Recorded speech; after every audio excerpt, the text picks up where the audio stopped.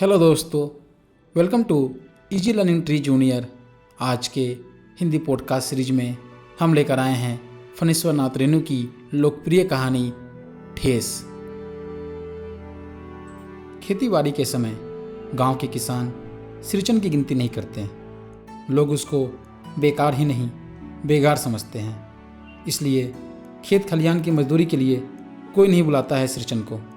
क्या होगा उसको बुलाकर? दूसरे मजदूर खेत पहुंचकर 1/3 काम कर चुकेंगे, तब कहीं सिरचन राय हाथ में खुरपी डुलाता दिखाई पड़ेगा, पगडंडी पर तौल तौल कर पाँव रखता हुआ धीरे धीरे। मुफ्त में मजदूरी देनी हो तो और बात है। आज सिरचन को मुफ्तखोर, कामचोर या चटोर कह ले कोई। एक समय था जबकि उसकी मरैया के पास बड़े बड़े बाबू लोगों की सवारियां बंधी रहती थी। उसे लोग पूछते ही नहीं थे, उसकी खुशामद भी करते थे। अरे सिरचन भाई, अब तो तुम्हारे ही हाथ में यह कारीगरी रह गई है सारे इलाके में। एक दिन भी समय निकाल कर चलो। कल बड़े भैया की चिट्ठी आई है शहर से। सिरचन से एक जोड़ा चिक बनवा कर भेज दो।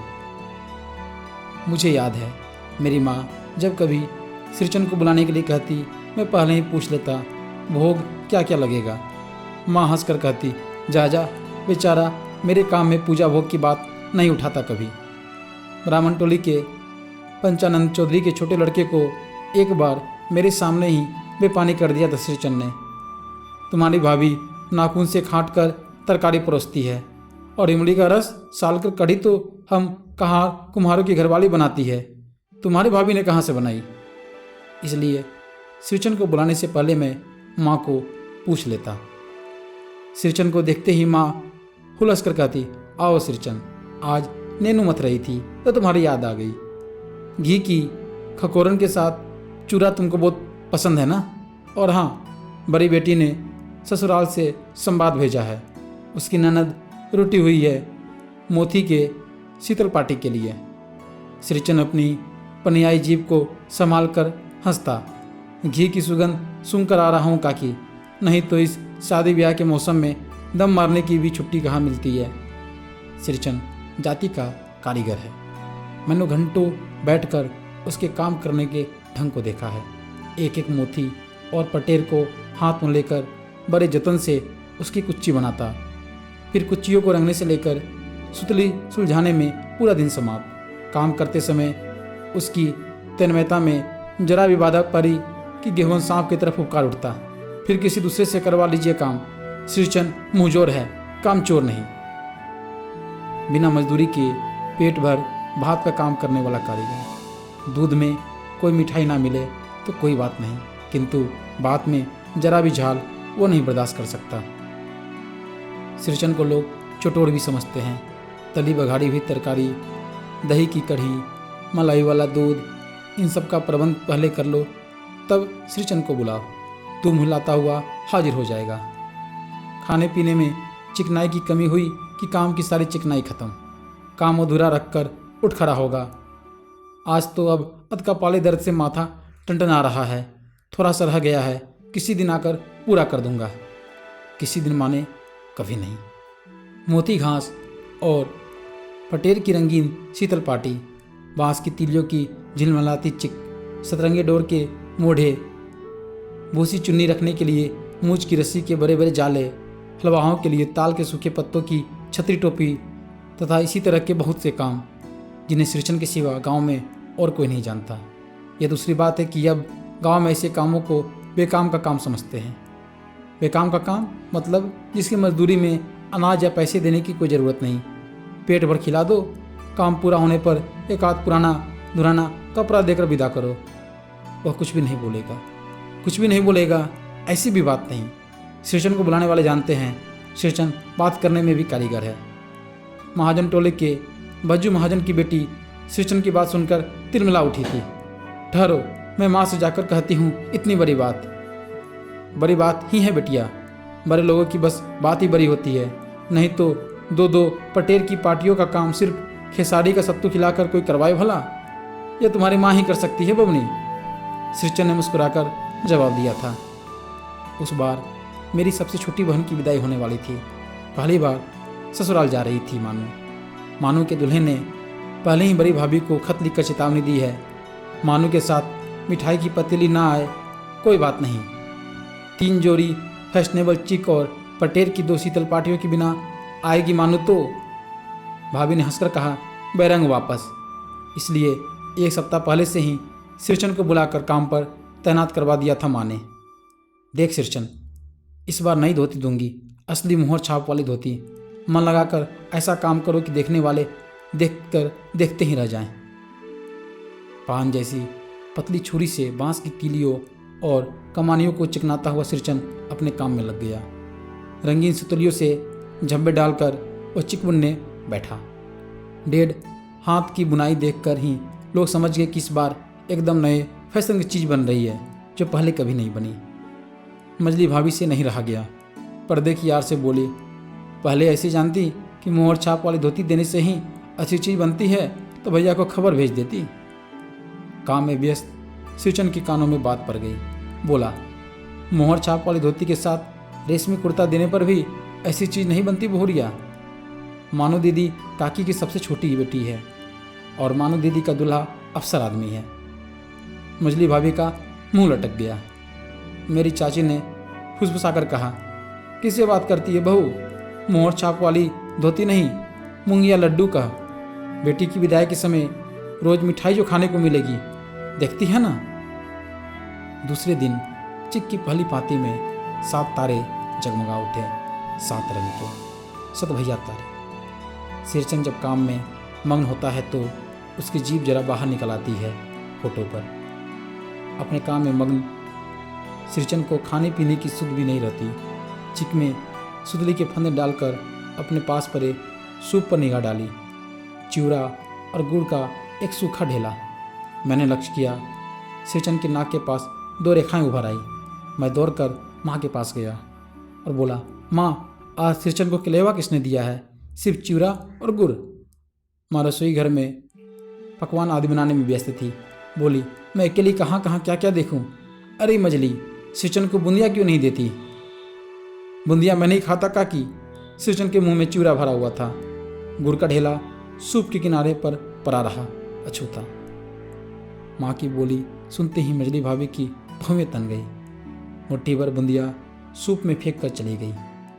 सिरचन ने पानी पीकर कहा, मजली बौरानी, अपने मैके से आई हुई मिठाई भी इसी तरह हाथ खोलकर बांटती हैं क्या? बस मजली भाभी अपने कमरे में बैठकर रोने लगी। चाची ने माँ के पास जाकर लगाया, छोटी जाति के आदमी का मुंह भी छोटा होता है, मुंह लगाने से सर पर चढ़ेगा ही, किसी के नैहर ससुराल की बात क्यों करेगा वह? मछली भाभी माँ की दुलारी बहू है। माँ तमक कर बाहर आई, सिरचन, तुम काम करने आए हो, अपना काम करो, बहुओं से बदकुट्टी करने की क्या ज़रूरत? जिस चीज़ की ज़रूरत हो मुझसे कहो। सिरचन का मुंह लाल हो गया। उसने कोई जवाब नहीं दिया। बांस में टंगे हुए अधूरे चिक में फंदे डालने लगा। मानू पान सजाकर बाहर बैठे खाने में भेज रही थी। चुपके से पान का एक बीरा सिरचन को देते हुए बोली और इधर उधर देखकर कहा, सिरचन दादा, काम काज का घर है, 5 तरह के लोग 5 किस्म की बात करेंगे, तुम किसी की बात पर कान मत दो। सिरचन ने मुस्कुराकर पान का बीरा मुंह में ले लिया। चाची अपने कमरे से निकल रही थी। सिरचन का पान खाते देखकर अवाक हो गई। सिरचन ने चाची को अपनी ओर अचरज से घूरते हुए देखकर कहा, अरे छोटी चाची, जरा अपनी डिबिया का गमकौवा जर्दा तो खिलाना, बहुत दिन हुए। चाची कई कारणों से जली भुनी रहती थी सिरचन से।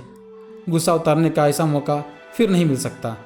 झनकती हुई बोली, मस्करी करता है? तुम्हारी चढ़ी हुई जीभ में आग लगे। घर में भी पान और गमकौवा जर्दा खाते हो? चटोर कहीं के। मेरा कलेजा धड़क उठा।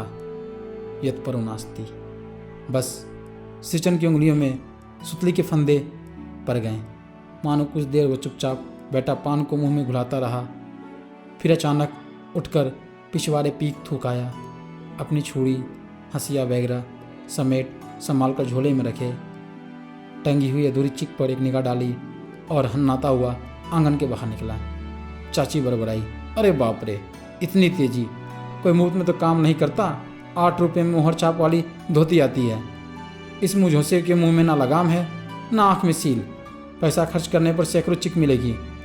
बांतर टोली की औरतें सिर पर गट्ठर लेकर गली गली मारी फिरती हैं। मानू कुछ नहीं बोली, चुपचाप अधूरी चिक को देखती रही। सातों तारे मंद पड़ गए। माँ बोली, जाने दे बेटी, जी छुटा मत कर, मैं मेले से खरीद कर भेज दूंगी। मानू को याद आया, विवाह में श्रीचंद के हाथ की शीतल पाटी दी थी माँ ने। ससुराल वालों ने ना जाने कितनी बार खोल कर दिखलाया था पटना और कलकत्ता के मेहमानों को। वह उठकर बड़ी भाभी के कमरे में चली गई। मैं श्रीचंद को मनाने गया, देखा एक फटी शीतल पाटी पर लेटकर वह कुछ सोच रहा है। मुझे देखते ही बोला, बबुआ जी अब नहीं, कान पकड़ता हूँ, अब नहीं। मोहर छाप वाली धोती लेकर क्या करूँगा, कौन पहनेगा? ससुरी खुद मरी, बेटे बेटियों को ले गई अपने साथ। बबुआ जी, मेरी घरवाली जिंदा रहती तो मैं ऐसी दुर्दशा भोगता? ये शीतल पाटी उसी की बनी हुई है। इस शीतल पाटी को छूकर कहता हूँ, अब यह काम नहीं करूँगा। गांव भर में तुम्हारी हवेली में मेरी कदर होती थी, अब क्या? मैं चुपचाप वापस लौट आया। समझ गया कलाकार के दिल में ठेस लगी है, वो अब नहीं आ सकता। बड़ी भाभी अधूरी चिक में रंगीन शीट की झालर लगाने लगी। यह भी बेजा नहीं दिखलाई पड़ता, क्यों मानू? उन्होंने पूछा। मानू कुछ ना बोली बेचारी, किंतु मैं चुप न रह सका। चाची और मंजली भाभी की नजर न लग जाए इसमें, मैंने तमक कर कहा। मानू को ससुराल पहुंचाने मैं ही जा रहा था।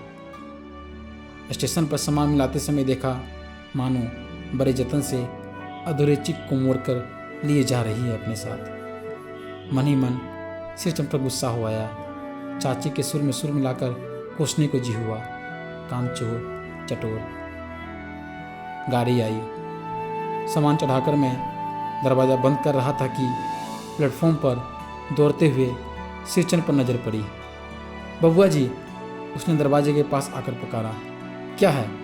मैंने खिड़की से गर्दन निकालकर झिड़की के स्वर में कहा। श्रीचंद ने पीठ पर लदे हुए बोझ को उतारकर मेरी ओर देखा और कहा, दौड़ता आया हूँ, दरवाज़ा खोलिए। मानू दीदी कहाँ है, एक बार देखूं। मैंने दरवाज़ा खोल दिया। श्रीचंद दादा, मानू इतना ही बोल सकी। खिड़की के पास खड़े होकर श्रीचंद ने हकलाते हुए कहा, यह मेरी ओर से है, सब चीज़ें हैं दीदी। शीतल पाटी, चिक और एक जोड़ी आसनी उसकी। गाड़ी चल पड़ी। मानू मोहर छाप वाली धोती का दाम निकालकर देने लगी। श्रीचंद ने जीभ को दांत से काटकर दोनों हाथ जोड़ दिए। मानू फूट फूट कर रो रही थी। मैं बंडल को खोल कर देखने लगा। ऐसी कारीगिरी, ऐसी बारीकी, रंगीन सुतलियों के फंदों का ऐसा काम पहली बार देख रहा था। हिंदी पॉडकास्ट के नए अंक में फिर आपसे मुलाकात होगी। तब तक के लिए धन्यवाद। हमारे चैनल से जुड़े रहने के लिए एवं हमारा उत्साहवर्धन करने के लिए इस चैनल को सब्सक्राइब कर लें। साथ ही कमेंट, लाइक एवं शेयर करना ना भूलें। धन्यवाद।